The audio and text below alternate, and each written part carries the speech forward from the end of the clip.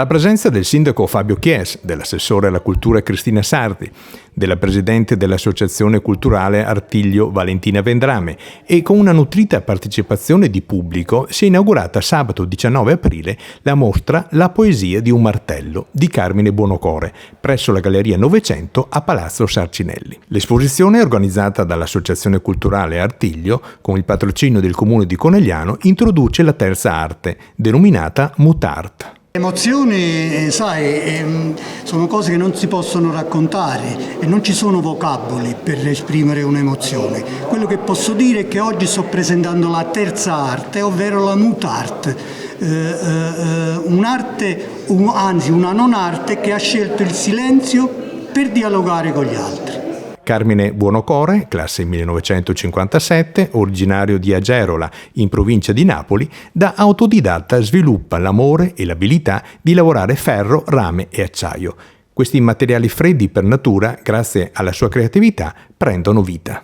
C'è l'adrenalina nel cercare di convincere qualcosa di duro a farsi plasmare. Logicamente il vettore principale è il fuoco che deve convincere la materia a farsi plasmare, mentre io divento un mezzo con lo scalpello e il martello per realizzare poi il tutto.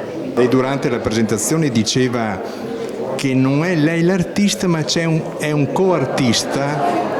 Chi è il vero artista? Non esiste un vero artista, ma esiste lo spirito vero dell'arte, che è dettata dal co-creatore e soprattutto è dettata da questo mistero che io chiamo Dio, ma posso chiamare energia, posso chiamare in tanti modi, che è la firma che sarebbe la casualità.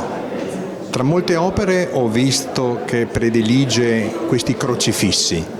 Il perché di questa scelta? Allora, tu hai visto i crocifissi perché la parola di Gesù mi affascina, per cui io dico tante cose attraverso di lui e lui attraverso di me. Poi ci sono altri due soggetti molto importanti che sono il toro e la lumaca. Il toro forse perché è il mio segno zodiacale, il toro comunque è una figura mitologica forte, possente, mi affascina, basta parlare del Minotauro, di Giove che si fa toro per sedurre, eccetera.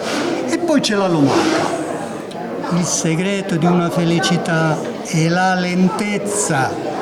Per chi volesse ammirare le opere realizzate interamente a mano utilizzando la tecnica della forgiatura a martello e scalpello da un solo pezzo, potrà visitare la mostra a ingresso libero aperta tutti i giorni dal 19 aprile al 4 maggio.